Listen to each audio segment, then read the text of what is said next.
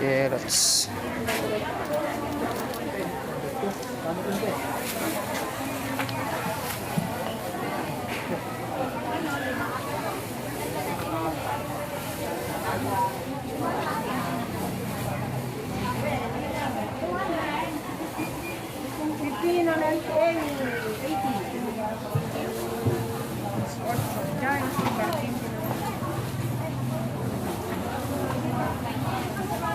Andime, manunga kamatis.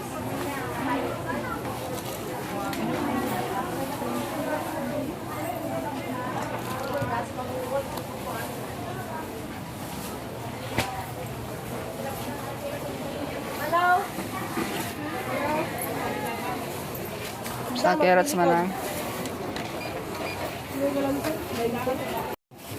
57. Kanya mangkal. Manunga kamatis anti kalam. Manong. Carrots, pampalinaw ng mata. Sa taas ng gasolina.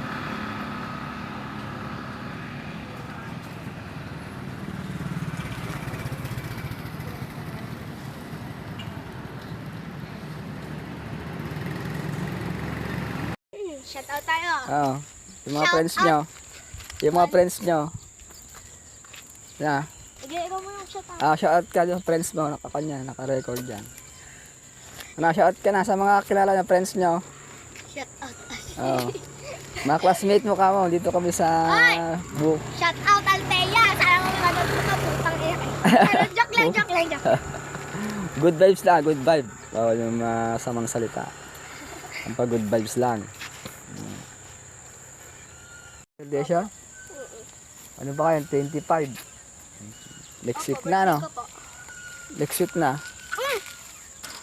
Magkasabay kayo ni tatay ko. 25. Birthday ako. Birthday ko ngayon. Birthday niya. Ngayon, 25 ngayon. Happy birthday! Thank you. Chara. Hello, good morning, KI. So, ano nangyayari sa atin? Okay? Yung ating sistema, manipulation ba? Okay? Saan na tayo pupunta? Sobrang taas na ng gasolina. Okay? So, ano yung mga adjustment natin para makatipid tayo? Okay? So, maraming mga investor gustong bumili ng gold. Okay?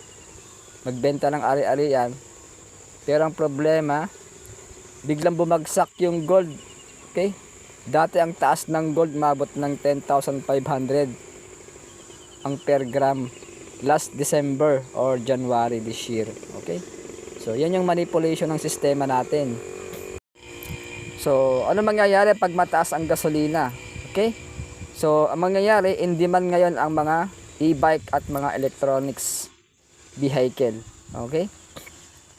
So, yan yung adjustment natin. So, ano magagawa natin pag tumaas talaga ang gasolina? So, ang sistema, lahat ng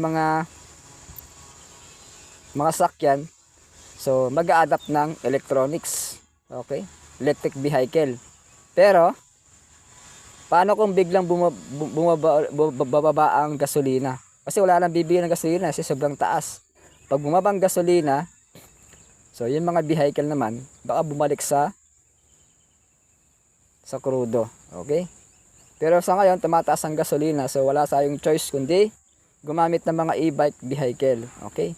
Ang disadvantage lang kasi ng e-bike o vehicle na electronics ay yung ating yung time. Kasi yung oras, hihintay ka pa ng mga ilang oras, 5 or 6 hours bago ma-full charge yung electric vehicle. Samantalang sa gasolina, so few minutes lang pwede na ma-full tank. Yun naman ang advantage ng gasolina sa electric vehicle. So anong gagawin natin ngayon pagka tumaas pa yung gasolina? Okay, yung iba gumagamit ng solar energy. Yan, yun yung mga adjustment natin. Pero sa panahon dahil magkaroon ng mga gera sa Middle East, so in demand ngayon ng mga missiles. Okay, nagbenta tayo ng mga missiles na lang sa in demand niya sa mga gera, okay? At apektado talaga ang gasolina. So, papansin mo, so parang manipulation ng sistema natin, okay? Para tayong pinaglalaroan ng sistema. O, saan tayo lulugar ngayon? So, dyan sa comment section, anong masasabi mo sa ating usapan ngayon kay AI? So, comments and subscribe my channel, Jonathan Bit TV. So, pag mataas ang gasolina, tataas ang ating bilihin at pamasahe. So, ano yung mga alternative solution natin para maka-adjust tayo? Ayun. So, meron akong Adapt Bitcoin ay ating mga token, yung AICB. So, buy now habang mura pa para maka-avail ka ng ating promo. Ibigay tayo ng price sa mga top natin, ng mga top sponsor. Pag nakasampung sponsor ka, bibigay tayo ng mga yung BTC keychain, saka yung baso, bibigay natin sa mga top holders ng ating Paano ka AICB. Okay? God bless day. So, iwas tayo sa dehydration. So, maganda ang buko. Okay? Ang buko is, nagkakaroon siya ng electrolytes sa ating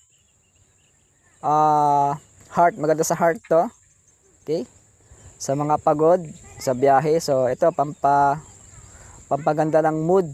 Okay? Anti-stress din to. Okay? So, iwasan natin mag-dehydrate para magkaroon tayo ng energy. So, buko juice, maganda sa ating digestion din to. Okay? Ayan. So, drink everyday yung ating shake and juice. Buko juice. Oh, Ash. Oh, ito, birthday ko sa'yo. Nakita kong sticker dito. Oh. Happy birthday, Ash. Oh, yan. Subscribe na kayo, ha. Ayan, oh. Bigay mo sa classmate niyo yan. Nanalo kayo ng kanyang copy pag nag-subscribe sila. Ano masasabi mo? Thank you! Okay, good luck sa graduation nyo. Bakit?